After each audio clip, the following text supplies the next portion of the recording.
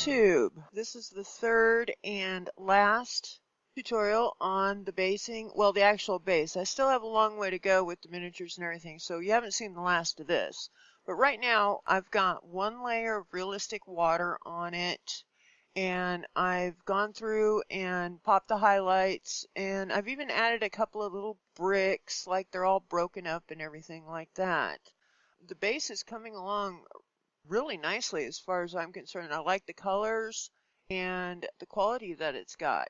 Now the next thing I get to do is more realistic water.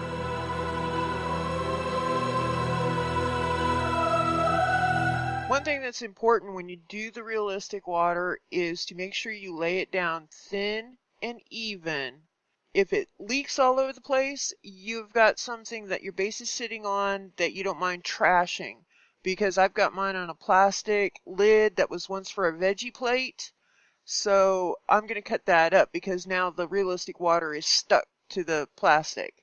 The water effects are a second step. And instead of using Woodland Scenic's water effects, I use Liquitex Gloss Heavy Gel. It is the same exact thing, and I use a non-stick cake pan that I wasn't planning on using for cooking or anything.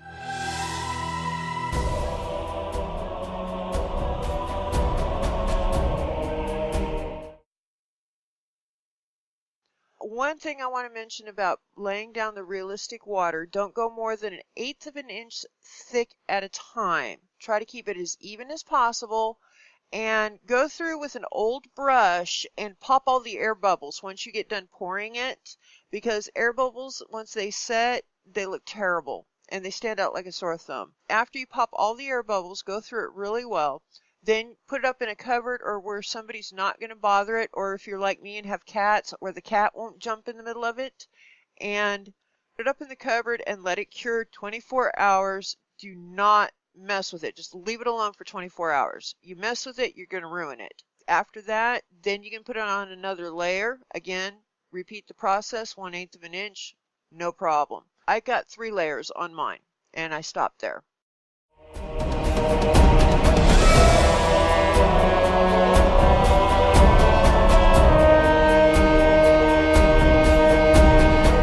I've decided that I'm going to go with the Dark Sword miniatures, the Thief of Hearts series. I've got 2 of them. I've got one that's a cleric and one that's a sorceress. And so I'm going to have them doing a duel, fire and ice, so to speak.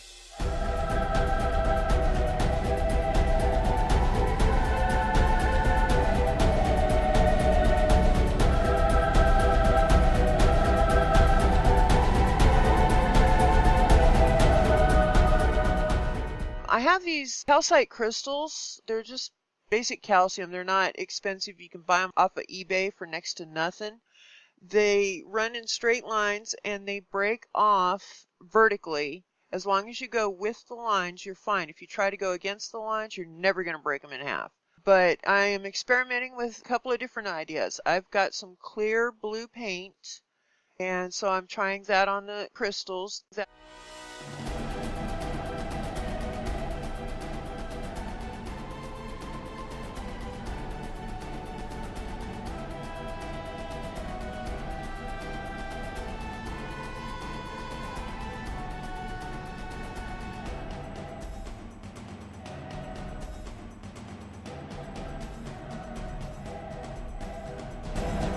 And sealer helps strengthen them for once you do glue them on the base so they don't break and crack.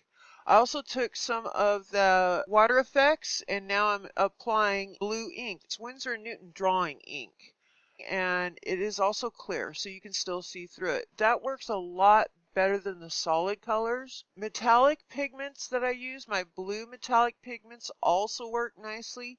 The gold and red for the fire worked wonderfully as well. So I really like the way these are turning out with the crystals. I'm going to use the crystals instead of acrylic rod to support the flying Thief of Hearts miniatures. And I'm going to be following up on them with a separate video. So like I said, you will see more of the base here.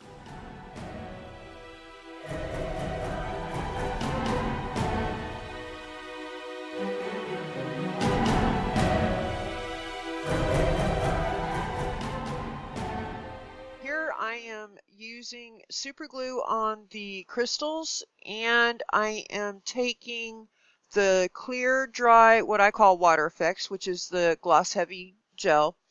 I take the regular heavy gel and I get an old thrash brush and I use the gel to glue these clear plastic pieces onto the base. So once it dries clear. It looks like it's part of the original clear plastic, so it's very natural. I'm also adding a bit of the clear paint to the crystals, again to camouflage them. I want them to look more like icy, kind of a wave type thing, but still have movement. I don't want it absolutely frozen. I also don't want it to look like the old ancient movie Superman when he was in his little shrine up north, the ice cave up there. I don't want it to look like that either.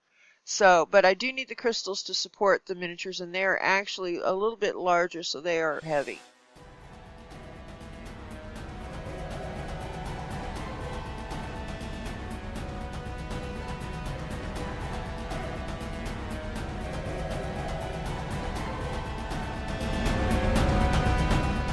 You can see the red and orange around the base. Those are the fire that I did with the gel, and I mixed gold pigment into them and red pigment, and those are all metallics now. I did the regular red and yellow pigments and the ochres. They did not turn out well. You want to go with metallics on this.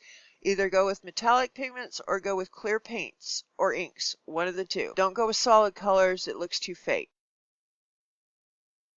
So now I'm just gluing the crystals in where I need them, and then I will follow that up with gluing the other side for the fire and following the same process, of course, though with a different color.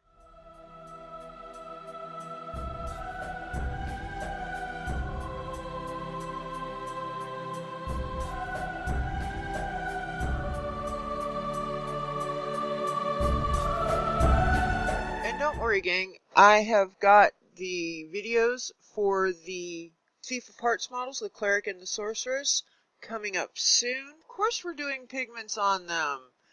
Anyways, they will be coming out shortly, so keep an eye out for them and you will see the end results of this base.